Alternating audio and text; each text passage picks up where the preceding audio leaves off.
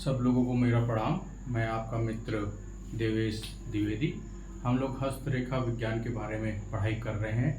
आज का हमारा टॉपिक है नुकीले हाथ। इससे पहले हम लोग ने दार्शनिक हाथ के बारे में पढ़ाई किया था, जो 7 प्रकार के हाथ कहे गए हैं, उसके बारे में हम लोग की टॉपिक चल रही है।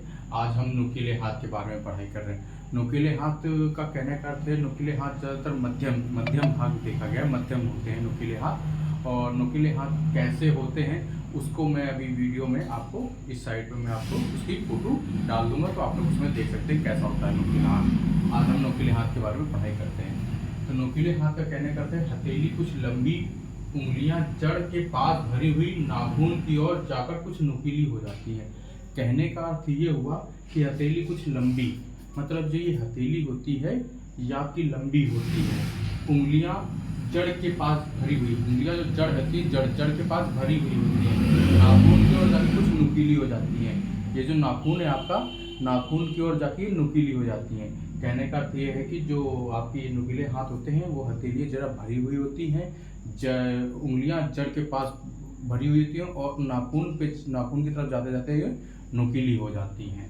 तो अजनबी से संबंध जल्दी बनते हैं। ऐसे हाथ वाले इंसान जो होते हैं उनका अजनबी, जिनसे जान पहचान नहीं होती है, ज़्यादा वो नहीं होते, उन अजनबियों के साथ उनका संबंध जल्दी बन जाता है, परिचय जल्दी हो जाता है। वो आराम से बेफिक्र होकर बात कर लेते हैं ऐसे हाथ वाले। स्वभाव जल्दबाजी, मैं इनके ऐसे हाथ वाले व्यक्तियों के अंदर स्वभाव जो होता है वो जल्दबाजी का होता है। ये बहुत जल्दबाजी करते हैं, कोई भी कार्य करना होगा जल्दबाजी कर, तो कभी कदार ऐसे ही जल्दबाजी करते समय ऐसे हाथ वाले व्यक्ति अपना काम गड़बड़ कर देते हैं। तो ऐसे हाथ वाले व्यक्तियों को जल्दबाजी नहीं करनी चाहिए।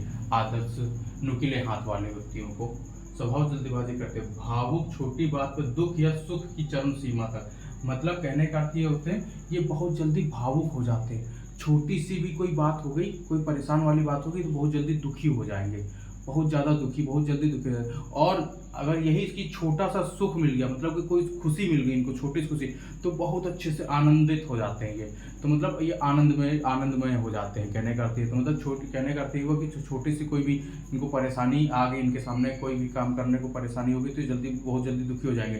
लेकिन यही है कि थोड़ा सा भी इनको अच्छा महसूस हुआ, सुखमय महसूस हुआ कि कोई काम अच्छा हो गया इनके हाथ से या कुछ भी अच्छा किया इनके, तो बहुत जल्दी आनंदमय भी हो जाते हैं ये। तो इनका हाथ, कहने का अर्थ ये हुआ, नुकीले हाथ इस तरह के हाथ होते हैं।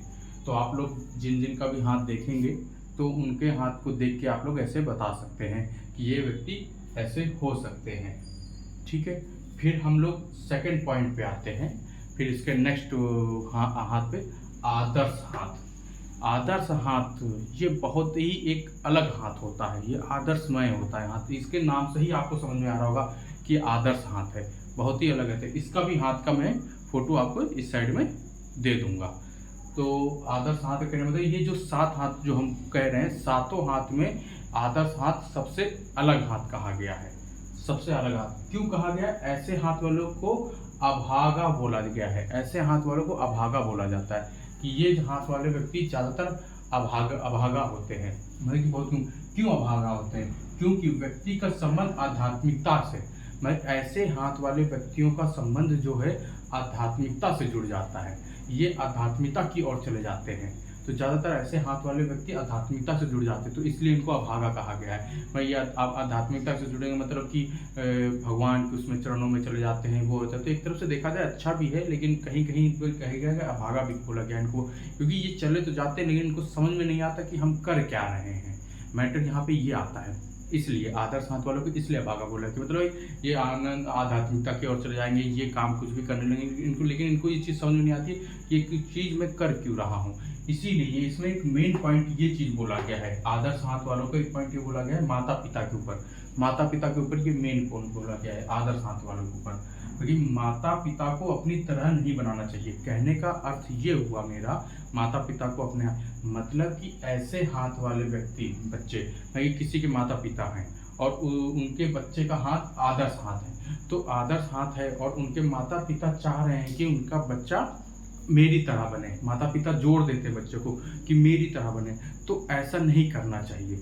बच्चा को बहुत परेशानी झेल सकता है बच्चा, तो ऐसे हाथ वाले को साफ साफ कहा गया है, माता पिता को बोला गया है, साफ साफ माता पिता को बोला गया कि माता पिता को अपनी तरह नहीं बनाना चाहिए। ऐसे हाथ वाले व्यक्ति जिसका भी आदर्श हाथ जैसा हाथ हो, माता पिता को वो अपने बच्चों को अपनी तरह नहीं बनाना चाहिए। उनको थोड़ा सा स्वतंत्र कर देना चाहिए कि वो क्या करना चाहते हैं, क्या नहीं करना चाहते हैं। उनसे आप एक बार पूछे, राय लें, उसके हिसाब से आपको उनका करना चाहिए। उनके ऊपर अपनी बात नहीं थोपनी चाहिए। आदर्श हाथ वाले व्यक्तियों के ऊपर अपनी बात नहीं थोपनी चाहिए, खासकर अपने उनके जो माता पिता होते हैं उनको, क्योंकि वो सोचते हैं कि माता पिता सोचते हैं कि मैं अपनी तरह बना लूँ और बच्चा मेरी तरह बन जाए। तो फिर भविष्य में देखा गया है, जो हमारे विद्वान लोग हैं बोले हुए हैं कि भविष्य में देखा गया है ऐसे हाथ वाले व्यक्ति फिर आगे जाके उनको दिक्कतों का सामना करना पड़ जाता है। तो इसलिए ऐसे हाथ वाले व्यक्तियों को माता पिता को अपनी तरह नहीं बनाना चाहिए। और ये बहुत अद्भुत हाथ भी है, आदर्श हाथ। सात हाथ जो हैं, सातों हाथों की बनावट सबसे इनमें अलग कही गई है, इसलिए ये हाथ थोड़ा सा अभागा भी बोला गया है। ठीक है, तो आप लोगों ने आज नुकीले हाथ और आदर्श हाथ के बारे में पढ़ा है। फिर इसके आगे हम आगे चैप्टर पढ़ेंगे, धीरे धीरे ऐसे हम हाथ के बारे में पढ़ते चले जाएंगे।